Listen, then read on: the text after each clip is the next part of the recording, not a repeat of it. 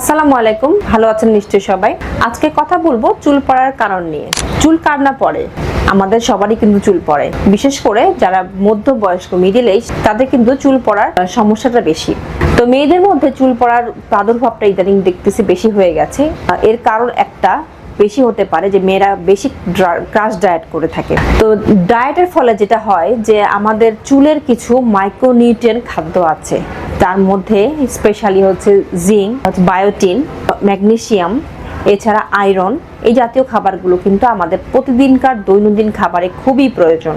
তো ডায়েট করার ফলে এই খাবারগুলো থেকে আমরা প্রতিনিয়ত বঞ্চিত হচ্ছি এবং চুলে ঠিকমতো নিউট্রিশনটা না পৌঁছানোর জন্য আমাদের চুল অঝরে পড়তে থাকে। আর ছেলেদের ক্ষেত্রে বলবো চুল পড়ার একটা বড় কারণ হচ্ছে হরমোন। আমরা অ্যান্ড্রোজেন নামে যে হরমোনটা থাকে সেটার আধিক্যতের কারণে ছেলেদের মাঝখানে যে ব্যালনেস বা দাগটা হয়ে থাকে সেটা এই হরমোনের জন্যই হয়ে থাকে। তো ছেলেদের আর মেয়েদের কিন্তু চুল পড়ার কারণটা একটু ভিন্ন। এছাড়া মেয়েদের যখন মেনস্ট্রুয়েশন হয় বা দেখা যাচ্ছে যাদের বাচ্চা হয়েছে তাদের কিন্তু বাচ্চা হওয়ার পরবর্তীতে একটা বিরাট খাদ্য ঘাটতি থেকে যায়, যার ফলে চুল পড়াটা অতিরিক্ত হয়ে যায়। তো সেদিন আমার চেম্বারে একজন মেয়ে এসে খুব মন খারাপ করলেন এবং কান্নাকাটি করে ফেলে আমাকে তার ব্যাগ থেকে চুলের একটা গোছা দেখায় বললেন যে তার এতখানি চুল পড়ছে। তখন তার হিস্ট্রি নিয়ে আমি শুনলাম যে তার কিন্তু অনেক নিউট্রিশনের অভাব আছে এবং তার রাতে ঘুম হচ্ছে না, তার ওয়ার্কলোড অনেক বেশি।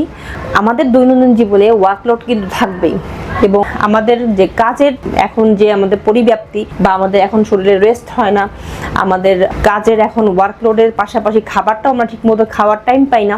তো এই জিনিসগুলো কিন্তু আমাদেরকে অবশ্যই রুটিনের মধ্যে আনতে হবে, যার ফলে শুধু চুল না, আমাদের যে শরীরের একটা দেহ ঘড়ি বলে যে আমরা একটা কথা বলি সেটাও কিন্তু আমাদের প্রতিদিনকার একটা রুটিনে নিয়ে আসতে হবে।